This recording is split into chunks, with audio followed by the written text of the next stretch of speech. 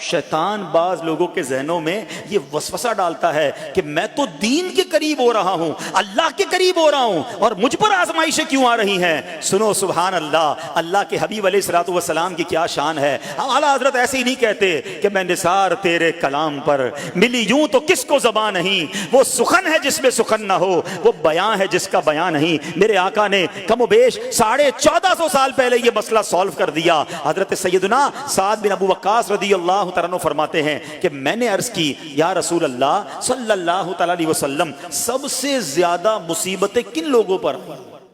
گلی مکا دی نا، پنجابی بچ کہتے ہیں نا، گالی بات ہی ختم کر دی۔ حضور یہ بتائیں سب سے زیادہ مصیبتیں کن لوگوں پر آئیں؟ پیارے آقا نے فرمایا انبیاء پر۔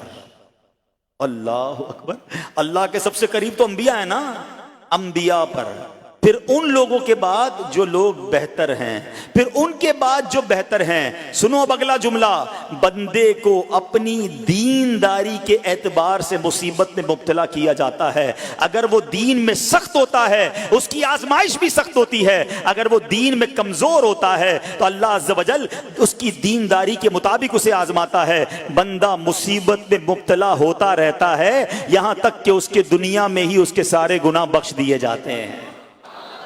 گویا اللہ کی یہ رحمت ہے کہ بندہ بڑا نیک ہو رہا ہے، رب چاہتا ہے کہ اس بندے پر آزمائش بھیجوں، میرا نیک بندہ صبر کرے، اس کے گناہ معاف ہو جائیں اور میرے پاس آئے تو اس کو جنت میں داخل کر دوں۔ اللہ اکبر۔ اے پیارے اسلامی بھائیوں، یاد رکھنا، اب جو میں نے ایک سوال قائم کیا تھا نا کہ یار میں تو دین کے قریب، میں تو اللہ کے قریب ہونے کی کوشش کر رہا ہوں اور ایک کے بعد ایک آزمائش آ رہی ہے، یہ کیا ہے؟ اب ایک اور حدیث سن لو، سبحان اللہ۔ حضرت سیدنا انس رضی اللہ تعالیٰ عنہ سے روایت ہے، سرکار والا تبار، ہم بے قصوں کے مددگار، شفیع روز شمار، دو عالم کے مالک و مختار صلی اللہ تعالی علیہ وآلہ وسلم نے فرمایا، جب اللہ عز و جل کسی بندے سے محبت فرماتا ہے، سننا ذرا غور سے، اللہ عز و جل جب اپنے کسی بندے سے محبت فرماتا ہے یا اسے اپنا دوست بنانے کا ارادہ فرماتا ہے تو اس پر آزمائشوں کی بارش فرما دیتا ہے۔ اللہ کریم اس پر محبت بھی فرما رہا ہے اور آزمائشیں بھی بھیج رہا ہے۔ دوست پر آزمائشیں کون بھیجتا ہے؟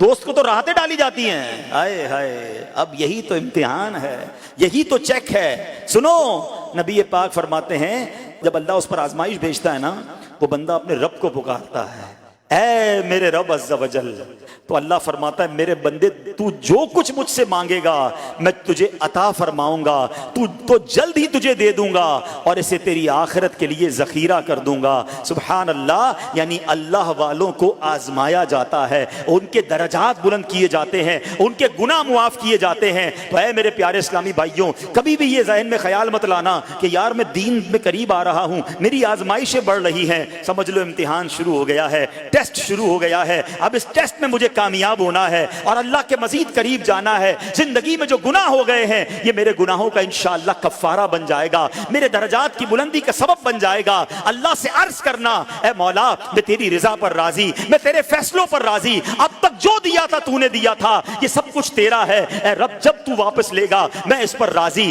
جب یہ ثابت قدمی نصیب ہو گئی پھر دیکھو غیب کے خزانوں سے کیسا آپ کے دل پر سکینہ اترے گا، پھر کیسا آپ پر رحمتوں کا نزول ہوگا۔ تو اے میرے پیارے اسلامی بھائیوں، مصیبتیں آ چکی اور آنے بھی والی ہیں، پہلے ذہنی طور پر تیار رہنا، مگر صبر کرنا۔ یہ چند دنوں کی، چند گھنٹوں کی، چند لمحوں کی مصیبت ہے، مگر یہ تمہارے درجے